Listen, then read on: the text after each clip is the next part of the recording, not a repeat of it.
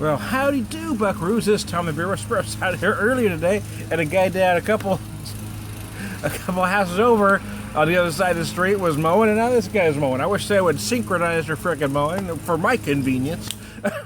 Anyways, hey, so I got two beers that I picked up on vacation. It's the Greenbelt American Lager and the Greenbelt Nordeast. They described as an American Amber. And here's why I bought it. Well, I don't have necessarily a sentimental attachment to the Nordeast other than it has Greenbelt on the label. But this is a beer my dad grew up drinking in South Dakota before he left, before he went to the Army and then moved to California, and I'm going to sneeze. Damn. There's some shit. If these people will quit frickin' mowing, I would be sneezing all the time. But anyways, I'm a bitch. So, I'm going to create a craft beer faux pas by not pouring these off into a glass. And the reason for that is that I don't know that a beer like this benefits from a glass. In all honesty, a beer benefits from a glass where it can waft. You know, you can catch the aromas. I don't know a beer like this is going to be helped. A beer like this is really best drank as cold as fast as possible.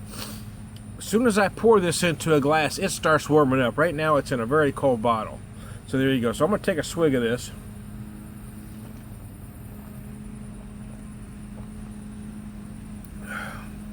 Well, I said swig, but that was more like a guzzle. And here's the thing I noticed. I bought a 12-pack of this with camping with friends up near Hannibal, Missouri, but about an hour away is Keokuk, Iowa. And I found this, about a 12-pack of it, and I'll be darned if I didn't wish I'd bought a case, just so I had some here to, you know, to kind of wax nostalgic about it. And this is my last bottle of it here, and I really enjoyed it. And it's not because it's a great beer, but it's because it just has a lot of, you know, memories attached to it. But in all honesty, I don't find it offensive either. I'm sure they don't mention ingredients. I believe it says 4.6 or 4.7. I had it memorized, but I forgot. One of these is 4.6. One of these is 4.7. I think this one's 4.6. This one's 4.7. There is a little sweetness to it if you want some tasting notes, although that's not why you drink a beer like this. I'm not mowing the yard today, but if I was, this would be the perfect beer for those guys to come in and knock back quickly when they're done and quit making noise and stirring up the pollen that's frickin' with my nose.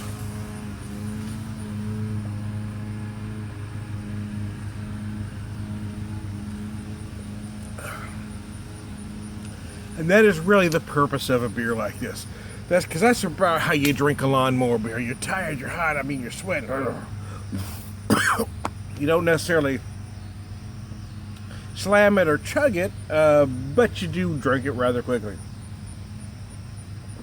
It's come in clear bottles. I had this in my, I'm going to say early 20s, so nobody gets offended for underage drinking. But then I didn't see it again until we moved to Trinidad, Colorado, which is like the armpit of Colorado. So, hey, my fans or anybody that's watching me lives in Trinidad, I feel sorry for you.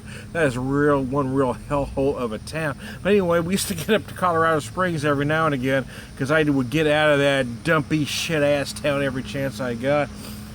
And there was a liquor store in Colorado Springs that sold it. So every time I get a chance to get up there, I'd buy a load of it. Okay, this is the first time I've seen this. It's described on their website as an American Amber.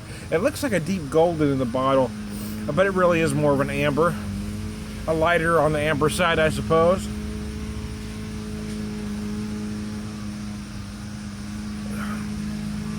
This one may benefit slightly from pouring it off into a glass. But then again, there's not a whole lot of aroma either. Again, it's still, even though it says amber, it's still a beer you want to drink extremely cold and fairly quick. That's why so many macro drinkers, they say they love the beer, but they always leave about that much at the bottom. You know what I'm talking about. If you're in a bar, you know what I'm talking about. How many times if you've ever worked in a bar, how many times have you thrown away bottles that have that much in them? That's because it gets undrinkable by the time you get to that point.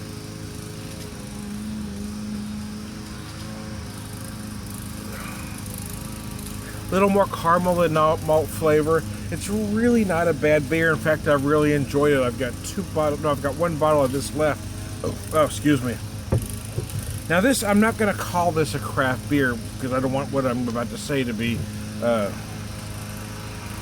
misconstrued. But this could really serve as a gateway to craft beer, because if they like this amber, you can pull them to a craft amber and then keep them moving up the food chain. And sometimes it works, sometimes it doesn't. You're not going to convert everybody. One of the guys went to the lake with, Scotty. I mean, he was mostly a macro drinker. And he has to quit drinking the macro beers altogether, but he does enjoy the good beers now. And in fact, he never really paid attention to dark beers before, and now he really enjoys big porters and big stouts. So, again, you're not going to convert everybody, but sometimes you're going to be surprised at the guy that does take the lead, you know. Sometimes it's the guy that you least expect, and it could be a beer like this that gets them to that point. I'm going to burp here. Hold on. Oh, mercy. I'm sneezing. Yeah, I'm burping. What are you going to do next, man? I'm probably not going to puke, but I'm not going to say it's out to question. Because, you know, shit happens. Anyways, we had a great vacation. Went by fast, you know, sometimes things drag on you. But man, we spent 2 days at the lake, spent 3 days in St. Louis, and it was just boom, boom, boom, boom, boom. Quite frankly, I mean, I have to keep drinking a little bit at home now that we're back. Because when you have a bender like that, you can't just shut it off. I drank pretty solid at the lake with Scott and Greg for 2 nights. Then we met friends, Mike and Petty Rice Friday, and Mike and I were, I'm not sure who was keeping up with who, but one of us is a bad influence. Damn. And then Monday I met with the Pedal the Cause guys. Tuesday was kind of a relaxing day, but I still had a couple stops to make. I met Jay and Davino, who runs Pedal the Cause at Four Hands, and we had a couple there, and it was just, we weren't doing some power drinking, just relaxing, enjoying a beer and talking about the event coming up. I'm not going to preach at y'all, guys. I mean, we lost our son to leukemia. He was an amazing kid, and there are a lot of great charities out there. So support the one that you like. But we really like this one, Pedal the Cause. They have a branch in St. Louis is where it started. They also have one in San Diego. But I support that because all the money donated goes to cancer research. To pay for everything else, pay for everybody else, the other things they do, they use corporate donations. So I mean, if a friend donates $10, that $10 that he donates, hold on a second. It's something rolling around in there. Sorry about that. That chunk of food. Anyways, damn. The $10 you donate goes straight to cancer research. So this is my twofer on the Gray Belt, their classic lager, and the Nordeast. I'm Thumb the Beer Whisperer.